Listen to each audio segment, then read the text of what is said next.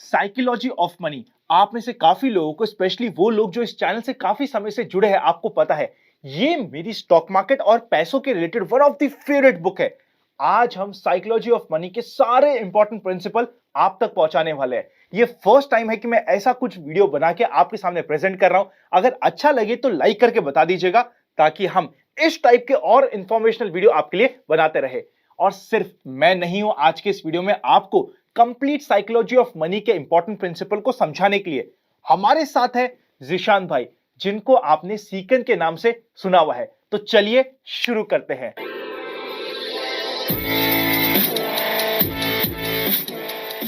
सीकन उफ ज़ीशान भाई, welcome to the channel and I am very excited for this video. Thank you so much भाई for having me. So अभी बता सकते हैं हम पॉडकास्ट, हमने अभी रिसेंटली भाई का भी पॉडकास्ट शूट किया है जो हमारे चैनल पे आ चुका होगा, आई थिंक सो। तो उस पे रिलेटेड ही बात करी थी, साइकोलॉजी ऑफ मनी से रिलेटेड ही बात पूरी हमें समरी चाहिए साइकोलॉजी ऑफ मनी की, सारे प्रिंसिपल्स चाहिए आपसे। तो ये पहला लेसन तो मैंने यही बोलना चाहूंगा ना, कई बार है ना हम लोग ये चीज करते हैं कि जैसे मैं 10-15 मिनट की समरी बनाता हूँ, उसके अंदर है ना बहुत कम बातें ही एक्चुअल में अप्लाई मतलब बता सकता हूँ मैं। ये सेंस ये कि अगर 200 वर्ड की 200 पेजेस की बुक है तो 10 मिनट में कितनी पेजेस ही बताऊँ। और इससे मैंने एक्सपेरिमेंट भी किया था। मैंने थिंक लाइक अ मॉन्गर की एक बुक है, उससे रिलेटेड मैंने ना समरी बनाना स्टार्ट किया था। तो उसके अंदर है ना 7 वीडियोस मैंने बना दिए थे और बुक का 1/4 हिस्सा ही खत्म हुआ था। मैं बस ये लोगों को ये प्रूफ करना चाहता था कि 10-15 मिनट में आप पूरी बुक की तो नॉलेज नहीं ले सकते हो, लेकिन मैं ट्राई करूंगा जो भी बेस्ट लेसन मुझे याद है मैं वो पोर्ट्रे कर देता हूँ। आई एम वेरी श्योर बहुत मजा आने वाला है। तो सबसे पहला प्रिंसिपल तो ये हाईएस्ट फॉर्म ऑफ वेल्थ क्या होती है, इससे रिलेटेड एक बात, इससे रिलेटेड हम लोग थोड़ा बात भी कर रहे थे। हाईएस्ट फॉर्म ऑफ वेल्थ ये होती है ना, देखो एक इंसान है जो 1 करोड़ रुपए कमाता है, समझो चलो 10 लाख रुपए कमाता है महीने के, लेकिन अगर वो एक ऐसा इंसान है जो वो 10 लाख कमाने के लिए पूरा दिन रात मेहनत कर रहा है और उसके पास और कोई भी टाइम बच ही नहीं रहा है दूसरी चीजें करने के लिए, तो वो हाईएस्ट फॉर्म ऑफ वेल्थ नहीं है। अगर आप आइडियली कंपैरिजन में देखोगे तो आपको लगेगा कि 10 लाख एक बंदा कमा रहा है और दूसरी तरफ समझो मे बी 1 लाख कमा रहा है, तो अपन को क्या लगेगा, ये 10 लाख वाला रिच है। बट ऑथर बोलते हैं कि ना वो रिच नहीं है, एक्चुअल में रिच शायद से 1 लाख वाला है। क्यों पता है? क्योंकि वो 1 लाख वाला ना हफ्ते में सिर्फ 2 घंटे इन्वेस्ट कर रहा है कमाने के लिए वो 1 लाख, तो उसके पास मोर फ्रीडम है। हाईएस्ट फॉर्म ऑफ वेल्थ वो होती है जब आपके पास फ्रीडम होता है वो करने का जो आप चाहते हो, वैसे करने का जैसा आप चाहते हो। ठीक है, तो ये चीज ज्यादातर लोग मिस कर देते हैं। अभी देखो सीकन पे राइट नाउ, हाँ मेरा एक अच्छा चैनल है, मैं काफी, बट मैंने अब उसमें काफी सारे काम डेलीगेट कर दिया। और टू बी वेरी ऑनेस्ट, अब मैं ना सीकन चैनल पे आपको पता है सिर्फ हफ्ते के 101 से 2 घंटे इन्वेस्ट करता हूँ पूरे हफ्ते में, दैट्स इट। और वहां से मुझे और वहां से मुझे आ जाती है अपना 6-7 फिगर्स इनकम आ जाती है सिर्फ सीकन। बताइए ना सर, अब जो आपने 6-7 बोल दिया तो पूरा ही बता दो। तो ये इसमें 6 फिगर्स या 7 फिगर्स होती है, सिर्फ एडसेंस की बात कर रहा हूँ, एडसेंस, हाँ पर मंथ की एडसेंस से, और अगर प्रमोशंस भी मिला दो तो 7 फिगर्स में चले जाती है। तो बात ये है ना कि आप कितना टाइम इन्वेस्ट कर रहे हो कौन सी चीजें अचीव करने के लिए, ये भी बहुत इंपॉर्टेंट है। मैंने टाइम के साथ साथ रियलाइज किया, अगर मैं पूरा घुसे रहूं मुझे पता है मेरी इनकम और बढ़ेगी, बट मुझे पता है कि मुझे बहुत सारा और टाइम इन्वेस्ट करना पड़ेगा हर एक चीज मेरे से खुद। अभी भाई बोल रहे थे कि आप है ना वो जो एकदम पुराना फॉर्मेट है वो पुराना फॉर्मेट वापस से लेके आओ, ला सकता हूँ, लेकिन मुझे वापस से बहुत सारा टाइम इन्वेस्ट करना पड़ेगा, जो मे बी मैं फ्यूचर में करूँ भी। लेकिन again highest form of freedom क्या है कि जो मुझे चाहिए जब चाहिए मैं वो कर सकूं। तो मुझे राइट नाउ अभी पूरा उसके अंदर नहीं घुसना, मुझे और बिजनेसेस पर भी राइट नाउ फोकस करना है क्योंकि मेरे थोड़े गोल्स है। तो पहला लेसन तो ये कि आप ना अपनी फ्रीडम पे फोकस करो। सिर्फ ये जरूरी नहीं कि आप कितने पैसे कमा रहे हो, ये जरूरी है कि आप वो पैसे कितना टाइम इन्वेस्ट करके कमा रहे हो और कितना आपकी जान जा रही है। लोग पूरा घुसे हुए रहते हैं, दिन भर काम करते रहे, उनके पास अपनी, देखो जिंदगी की जीने के ना, ये कई सारी बुक्स में बताया गया है, साइकोलॉजी ऑफ मनी में भी आप बोल सकते हो इसका हिंट है कि ना जिंदगी परफेक्ट लाइफ के लिए आपको 4 पिलर्स चाहिए होते हैं, health, wealth, love and happiness. तो अगर आपके पास वेल्थ है लेकिन आपके पास लव नहीं है, रिलेशनशिप नहीं है, इसके बारे में हमने भी डिस्कस किया था, रिलेशनशिप नहीं है तो आप हैप्पी लाइफ नहीं जी सकते हो। अगर आपके पास हेल्थ ही नहीं है, आप बहुत कैसे कमा रहे हो लेकिन आप डिप्रेशन में, आप स्ट्रेस में जी रहे हो, आपको बीमारियों पे बीमारी, आप दवा खा खा के जी रहे हो, तो फिर क्या मतलब है ऐसी जिंदगी का। और लास्ट होता है हैप्पीनेस। अगर आप अपनी खुद के लिए कोई चीजें नहीं कर रहे हो, अगर आप सिर्फ वही कर रहे हो जैसा दुनिया चाह रही है, जो आपके रिलेटिव के लिए, मे बी आप अपने रिलेशनशिप के लिए, हर चीज सिर्फ जब तक दूसरों के लिए करते रहोगे, थोड़ा भी टाइम आप अपने लिए नहीं कर रहे हो, अपनी हैप्पीनेस के लिए नहीं कर रहे हो ना, तो वो भी एक परफेक्ट लाइफ नहीं हो सकती, गुड लाइफ नहीं हो सकती है। तो यहाँ पे भी गुड लाइफ पे भी फोकस करना बहुत जरूरी है। तो this is the first principle, पहला प्रिंसिपल ये है। अब इससे पहले कि हम आगे जाएं और बाकी सारे इंपॉर्टेंट पॉइंट्स को सीखने की कोशिश करें, अगर आप साइकोलॉजी ऑफ मनी की ऑडियो बुक समरी सुनना चाहते हैं, डिस्क्रिप्शन में आपको कुकू एफएम का लिंक मिल जाएगा, पिन कमेंट पे भी लिंक है। By the way, Kuku FM पे साइकोलॉजी ऑफ मनी के अलावा भी बहुत सारी आपको बुक समरीज मिल जाएगी।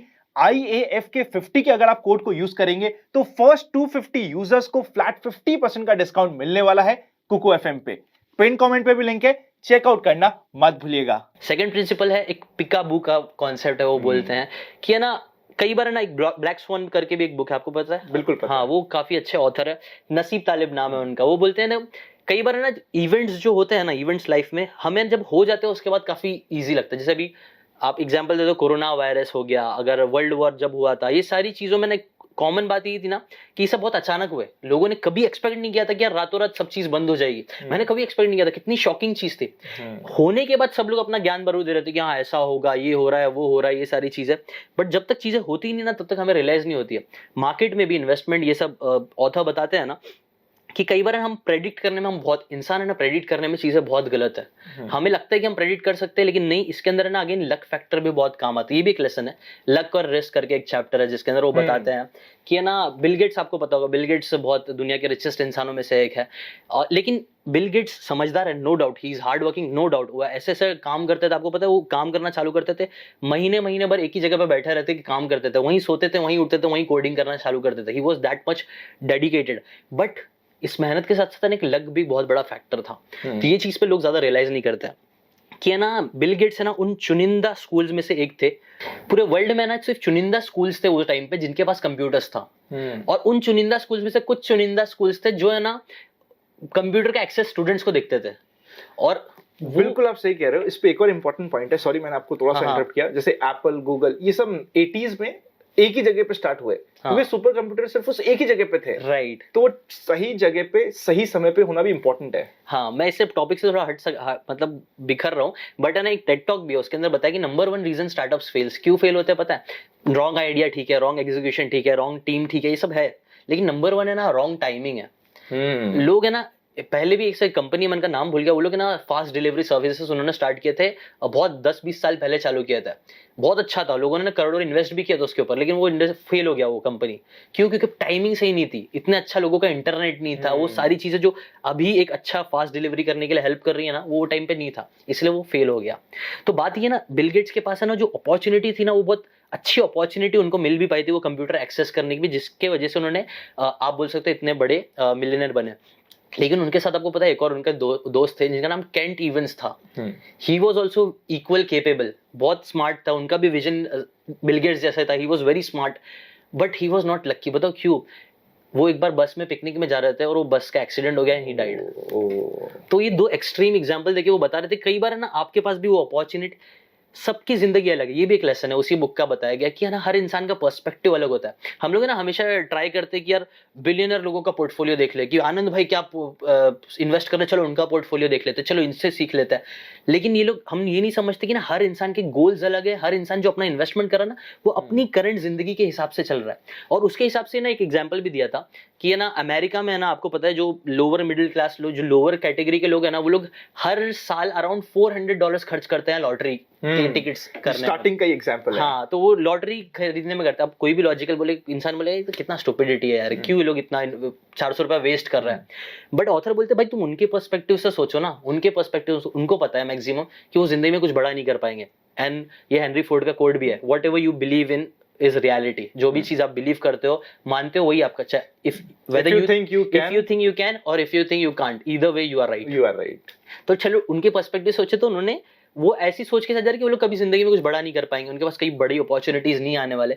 तो उनके पास है ना लॉजिकल एक तरीका है लॉटरी टिकट का, जहां वो लोग इन्वेस्ट करते हैं और उनको लगता है कभी किस्मत चल गई तो भाई मेरी जिंदगी बदल जाएगी। ऑब्वियसली इट्स स्ट्रॉन्ग, बट वो एक पर्सपेक्टिव की बात है। हर इंसान है ना अलग है, हर इंसान, जैसे आनंद भाई आप अलग टाइम से आए हो। एक और एग्जांपल दिया है बुक के अंदर ही बताया गया कि एक टाइम था 1980s का टाइम था, आई थिंक सो। वो टाइम ऐसा था ना कि मार्केट है ना ऊपर ही जा रहा था। तो कोई भी ना जब वो टाइम पे पैदा हुआ था, जो मार्केट में वो टाइम पे खेल रहा था ना, सबके पोर्टफोलियो बहुत अच्छे ही काम कर रहे थे। तो वो लोग हमेशा ना बहुत बुलिश थे हर चीज में लेके। लेकिन अगर उससे पहले जब वर्ल्ड वॉर ये सब का टाइम था, जब रिसेशन का टाइम था, वो टाइम पे अगर कोई पैदा हुआ है, वो टाइम पे कोई इंडस्ट्री में घुसा है, तो वो हमेशा ना बैरिश ही रहेगा, क्योंकि उसने हमेशा लाइफ में स्टॉक्स को ज्यादा नीचे गिरते हुए देखा है। तो ऑथर यही बताना चाह रहे थे ना कि हर इंसान का पर्सपेक्टिव एक अलग टाइम से आता है, अलग तरीके से आता है। तो आप है ना दूसरों के बेसिस पे अपने इन्वेस्टमेंट डिसीजन मत लो। सिंपल बात यह है कि आज का करंट टाइम क्या चल रहा है, आज के करंट क्या प्रोजेक्शंस है, उसके ऊपर आप फोकस करो। और किसी के भी ना दूसरों के पोर्टफोलियो से इतना इंस्पायर मत हो, बिकॉज आनंद भाई के गोल्स कुछ और है। उनको मे बी 100 करोड़ का करने का, उनको मे बी ना आज उन्होंने किया, उनको मे बी 10 दिन में वो चेंज कर देंगे, मे बी वो बेच देंगे। अगर उनको ही मैं फोकस करूंगा तो मैं स्टुपिडिटी कर रहा हूँ क्योंकि मेरे गोल्स अलग है, मुझे कुछ और चीजें अचीव करना है, तो अंधाधुन उन लोगों को फॉलो मत करो, अपने खुद की गोल्स रखो और उन गोल्स के हिसाब से अपने पैसे को इन्वेस्ट करो। और एक और था सिडक्शन ऑफ पेसिमिज्म करके एक लेसन था उसमें, उसके अंदर इसमें third lesson which we are talking about. Third fourth हो गया, मैंने बीच में एक दो बोल by the way black swan event का मतलब एक ऐसा इवेंट होता है जिसको आप प्रेडिक्ट नहीं कर सकते, जिसके बारे में आपको कुछ नहीं पता, कोई आइडिया नहीं है, और फिर भी आप उसको प्रेडिक्ट करने की कोशिश करते हो। इंसानों के अंदर ये फितरत होती है कि हमें ना हमेशा चीजों को प्रेडिक्ट करना है, मतलब ये होगा वो होगा। आपने देखा बहुत बार करने की कोशिश करते हैं लोग, लेकिन कई बार ऐसा होता ही नहीं। इवन वेदर की बात करें तो ये इसके पीछे कितने बार हम लोग दोस्त लोग भी ऐसा मजाक करते हैं, यार आज कल बोले ना कल बहुत बारिश होने वाली, कल नहीं होने वाली है बारिश।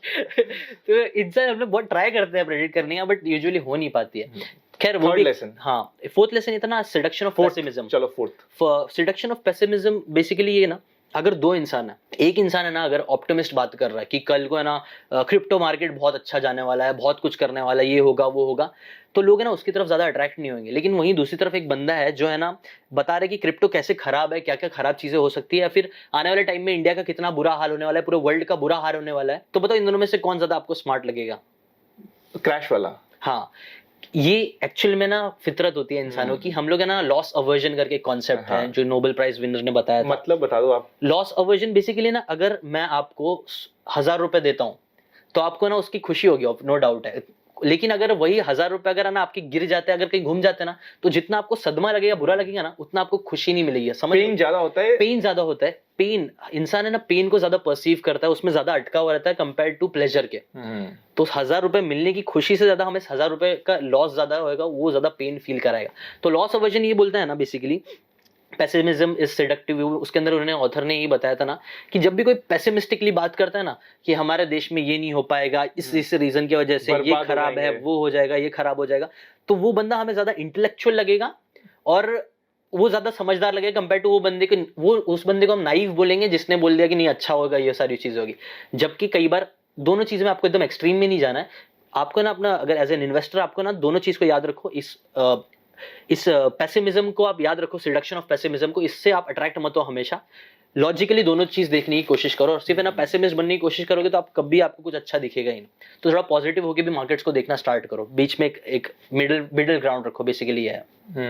कुछ भी ब्लैक या व्हाइट नहीं होता, सब कुछ ग्रे है, और वो ग्रे के पर्सपेक्टिव देखो। जैसे आपने पेसिमिज्म की बात बोली ना, कुछ वीडियोस और कुछ लोग मुझे याद आ गए, बट मुझे रियलाइज हुआ कि हाँ शायद ये एक इंपॉर्टेंट कारण हो सकता है कि सब लोग उनकी तरफ अभी अट्रैक्ट हो रहे हैं, बिकॉज वो नेगेटिव बात कर रहे हैं, नेगेटिव, और लग रहा है कि हमें कहीं लॉस नहीं हो जाए। प्रॉफिट तो बाद में सुनेंगे, पहले लॉस नहीं होना चाहिए। राइट। हम इन्वेस्टमेंट भी देखते हैं, जब इन्वेस्टर कोई भी इन्वेस्ट करता है ना, उसके अगर 1 लाख रुपए के 1,05,000 होंगे, उसको कोई टेंशन की बात नहीं है। पर वो 99,000 हो जाएंगे ना, तो इतना पेन होगा। आपने सब, अगर ये सॉकेट लगा है, बाय चांस मैं आपको दूसरी वजह में हाथ लगाने के लिए बोल दूं इसमें से करंट आ रहा हो, तो हमें बहुत पेन होगा। राइट। अगर आपने गाड़ी ले ली, एक ऑडी, दूसरी बार वापस ऑडी लोगे तो प्लेजर कम होगा। राइट। तो बहुत सही प्रिंसिपल है ये। राइट। तो पेन की तरफ हम बहुत अट्रैक्ट होते हैं, बिकॉज वो हमारा सर्वाइवल मैकेनिज्म है। हमारा दिमाग हमेशा यही बोलता है कि तू सर्वाइव कर। लॉस हो रहा है मतलब हमारी जान जा सकती है, हम डायरेक्टली ना एकदम पैनिक हो जाते हैं कि शिट क्या हो गया, मैं पूरा बर्बाद हो जाऊंगा, सब कुछ। हमारा दिमाग एक्सट्रीम में सोचता है, बर्बाद जिंदगी। लेकिन वही हम लोग है ना, मतलब कॉन्फिडेंट नहीं आता, कॉन्फिडेंस नहीं आता है। जबकि इसका अपोजिट ऑथर बोलते हैं कि आप ट्राई ऑपोजिट स्पेक्ट्रम में भी चीजों को देखना स्टार्ट करो, तभी आप लॉजिकली दोनों डिसाइड कर पाओगे। और याद रखो कहीं ना कहीं ये प्रिंसिपल है जो आपको ना आगे बढ़ने से रोक सकता है। तो ये चीज को भी ध्यान दो। नेक्स्ट लेसन एक जो है वो हर काफी बुक्स में आजकल फेमस हो रहा है, कंपाउंडिंग इफेक्ट का। इसके ऊपर बहुत अच्छा एग्जांपल वो वॉरेन बफेट का देते हैं। आपको पता होगा, I think the man who beat the market, पता है उस बुक के ऑथर है, मैथमेटिशियन। वो रेनेसांस का एक म्यूचुअल फंड था। तो बेसिकली ठीक है, रेनेसांस को मैनेज करते थे। कंपाउंडिंग इफेक्ट का वो बता रहे थे, उसका एग्जांपल है, वॉरेन बफेट को कंपेयर कर रहे थे वो इनसे। तो बात ये थी ना कि वॉरेन बफेट ने जो एवरेज रिटर्न्स मतलब दिए है ना, no doubt he is very smart, no doubt उनको बहुत कुछ पता है। बट एक फैक्ट ये है ना कि उन्होंने ना कुछ 400 या 500 कंपनीज में टोटल इन्वेस्ट किया है वॉरेन बफेट ने, और जो उनको सबसे अच्छे रिटर्न्स मिले ना वो सिर्फ उनको 10 कंपनीज से मिला है। तो बेसिकली, और ये तो एक लेसन है। दूसरा लेसन मेन ये है ना, जो मेन चीज वॉरेन बफेट का जो सीक्रेट है ना, स्किल्स एक चीज है, इन्वेस्टमेंट स्किल्स और नॉलेज वो एक स्किल्स है, चीजें है। लेकिन जो चीज एक्स फैक्टर उनको, जिस चीज ने उनको बहुत हेल्प करी वो है टाइम, द ड्यूरेशन जो उन्होंने इन्वेस्ट करना स्टार्ट किया। उन्होंने लिटरली, वो जब चाइल्ड थे, बच्चे थे, तब से उन्होंने इन्वेस्टमेंट करना स्टार्ट किया। और क्योंकि उनको इतना ज्यादा टाइम मिला ना, इसकी वजह से आज उनकी जो नेटवर्थ है वो बिलियंस ऑफ डॉलर्स की है। इनफैक्ट उन्होंने बुक के हिसाब से बता रहा हूँ, उन्होंने बताया ना कि उनके ना मोर देन 95% जो वेल्थ क्रिएट हुई वो उनकी 50 इयर्स के बाद हुई है। 50 साल तक कुछ नहीं, इतना कुछ नहीं था उनका। और उन्होंने कंपैरिजन, एक एग्जांपल देके ये भी बताया था कि है ना, अगर वॉरेन बफेट ने ना इतना जल्दी स्टार्ट करने के बजाय अगर 20-25 साल के 30 साल की एज में स्टार्ट किया होता तो वॉरेन बफेट नहीं होता। तो हाँ, तो उनकी नेटवर्थ कितनी होती पता है? 99% नहीं होती, मतलब सिर्फ 1%, कुछ मिलियंस ऑफ डॉलर्स रहते, उनके मिलियनर रहते हो, मिलियनर रहते हैं, सही बात है, बट ये जो बिलियंस ऑफ डॉलर्स की उनकी नेटवर्थ है ना, वो कभी नहीं रहती, 99% उनकी वेल्थ नहीं होती। तो उसके कंपैरिजन में जो बता रहा था, the man who beat the market, Jesse Livermore, उनके 66% के रिटर्न्स थे। हाँ राइट, तो इनके वॉरेन बफेट का जो देखा गया है वो 22% के अराउंड था एवरेज रिटर्न, और इनके जो रिटर्न्स थे वो 66% रिटर्न्स, मतलब इन टर्म्स ऑफ अगर स्किल्स और नॉलेज देखा जाए तो इनके काफी अच्छे रिटर्न्स आए थे। लेकिन बात ये थी कि इन्होंने जो स्टार्ट की थी ना अपने इन्वेस्टमेंट जर्नी, वो काफी लेट की, 40s-50s में उन्होंने आके अपनी 49 में करी थी, हाँ, लेट की थी, तो जिसकी वजह से ही आज उनकी जो नेटवर्थ है वो कुछ बिलियन डॉलर्स की, काफी कम है कंपेयर टू वॉरेन बफेट। तो एक लेसन ये है ना, इन्वेस्टमेंट का एक बहुत बड़ा लेसन ये है ना कि आपको ना इन्वेस्ट करने जा रहे हो ना, तो एकदम लॉन्ग टर्म पर्सपेक्टिव में अगर आप खेलोगे ना तो काफी अच्छा है। तो अब हम चलते हैं 6th लेसन पे, जो मेरे हिसाब से बहुत इंपॉर्टेंट है, वो है नो योर इनफ। ज्यादातर लोगों को प्रॉब्लम ये है ना, देखो हम इंसान के अंदर इतनी लालच और इतनी ग्रीडीनेस होती है ना कि अगर आपको 1 करोड़ मिल जाए ना आज, तो आप फौरन ना दूसरे करोड़ का सोचोगे, 2 करोड़ मिल जाएगा तो आप 4 करोड़ का सोचोगे। ये इंसानी फितरत है, दैट्स व्हाट, वो बुरी चीज नहीं है, ये हमें मोटिवेट करती है एक्शन लेने के लिए, ये सारी चीजों के लिए। लेकिन ये सब चीजें बुरी हो सकती है अगर आप इस पे एक लिमिट ना रखो तो। आपको ये बहुत जरूरी कि आपको पता हो कि एग्जैक्टली आपको कितना अमाउंट चाहिए, एक अमाउंट डिसाइड करके रखो, वरना आप हमेशा जिंदगी में ना, वो आपने रील्स वील्स देखा होगा कि इंसान पैसे के पीछे भागता रहता है, आते जाते हैं पैसे, लेकिन फिर जैसे ही ज्यादा आते हैं वो सीधा कबर में गिर जाता है। तो मतलब वो कभी भी इनफ नहीं होगा, सेटिस्फैक्शन फील नहीं होगी। और इससे रिलेटेड ना ऑथर एक एग्जांपल देता है, उनका कोई दोस्त था जो बिलियनर था, उसको लेके गए थे एक पार्टी में, वो पार्टी में ना वो ना ऑथर थे या कोई तो था, वो बता रहे थे कि देखो ये बंदा है ना, ये बिलियनर है, इसके पास इतने पैसे, उसके पैसे है, तुमको नहीं लगता तुम्हारे पास भी इतने पैसे होना चाहिए था? तो उस पर एक लाइन बोलता है कि यार ना, I know my enough, I have enough, मतलब वो उससे पूछा तो तेरे पास कितना है, क्या है तेरे पास, तो वो बोलता है आई हैव इनफ। और ये जो लाइन ना वो बहुत इंपॉर्टेंट है कि आपके पास इनफ है, ये पता होना। एक गोल सेट कर लो कि हमें को 10 करोड़ कमाना है या फिर 15 करोड़, जो भी है आपका एक गोल सेट कर लो, वो अचीव करो, तो उसके बाद आप सेटिस्फेक्शन में काम कर सकोगे। जब तक वो नहीं रहेगा तब हमेशा आप रेस में भागते रहोगे। एक जीरो सम, ये ना हम एक और लेसन, नेक्स्ट लेसन आप ये बोल सकते हो, एक होता है वेल्थ गेम और एक होता है स्टेटस गेम। ज्यादातर लोग है ना, और टाइम एंड अगेन हिस्ट्री से देखा जा रहा है कि लोग है ना स्टेटस गेम में बहुत फंस जाते हैं कि मुझे ना मुंबई का सबसे रिचेस्ट इंसान बनना या फिर इंडिया का रिचेस्ट इंसान। ये स्टेटस गेम है, इसके अंदर आप है ना कभी भी सेटिस्फाइड नहीं रह पाओगे, क्योंकि आज आप हो, कल कोई ना कोई आपसे ज्यादा हंग्रियर जो होगा ना, आपसे ज्यादा पोटेंशियल रखने वाला, वो आपको बीट कर ही देगा, तो आप कभी खुश नहीं रह पाओगे। इंस्टेड आप वेल्थ गेम खेलो, वेल्थ क्रिएट करो, नो योर इनफ, एंड अच्छी वेल्थ क्रिएट करके उसमें खुश रहो। अगर स्टेटस गेम खेलने जाओगे ना आप, हमेशा जिंदगी में ना, बहुत से बड़े बड़े राजाओं ने ये चीज की है, उनके पास बहुत एम्पायर थी, बहुत कुछ था, वो लोग खुशी से जी सकते थे, बट नहीं चुलती स्टेटस गेम एक स्टेटस चाहिए था, नहीं मुझे इससे ऊपर जाना है, तो वो जब करने गए, उनके पूरी जो थी सब लोग, उनके लोग मरे, उनका पैसा गया, उनकी जिंदगी खत्म हो गई। तो नो योर इनफ का भी एक बहुत इंपॉर्टेंट लेसन है। और लास्ट लेसन अगर हम देखा जाए तो फिर यही है कि there is a difference between looking rich and being rich. ज्यादातर लोगों को ना, अभी इंस्टाग्राम की भी हम बातें कर रहे थे, इंस्टाग्राम पे एक ट्रेंड वो रहता है कि अट्रैक्टिव चीजें ज्यादा चलती है, एस्थेटिक्स ज्यादा चलते हैं, तो आप कितने, आपके पास कार्स कहाँ हैं, आप कहाँ कहाँ घूमने जा रहे हो, आप कितने अच्छा दिखने वाली चीजें ज्यादा चलती है। तो लोग ना कई बार इस चीज में भी फंस जाते हैं कि यार मेरे को है ना बड़ी से बड़ी कार लेके रखना है, बिकॉज कहीं ना कहीं हमारे दिमाग में यही बनता है, हम जब भी अमीर बारे में सोचते हैं, बताओ अमीर इंसान कौन है, तो दिमाग में डायरेक्टली आता है कि इसके पास फरारी है, जिसके पास बंगला है, जिसका दिए, तो हम लोग कहीं ना वेल्थ को एसोसिएट करने लगते हैं उन मटेरियलिस्टिक चीजों से, वो टीन के डब्बे से। हाँ, कि ये कार वेल्थ है, ये बंगलो वेल्थ है।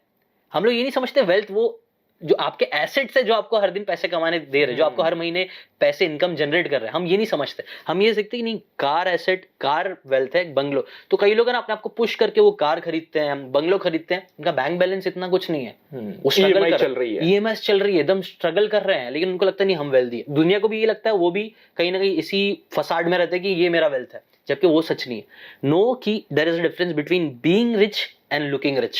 आपको लुकिंग रिच पे फोकस नहीं करना है, बल्कि बीइंग रिच पे फोकस करना है। तो इसी लेसन के साथ खत्म करना चाहेंगे। अगर इस वीडियो में मिनिमम 10,000 लाइक्स और मिनिमम 5 लाख बोल दे व्यूज, अगर बाय चांस 5 लाख व्यूज आते हैं तो हम इसका सेकंड पार्ट बनाएंगे और वापस से सीकन भाई को, जिशान भाई को लेके आएंगे। Thank you so much sir for doing this, means a lot to all of us.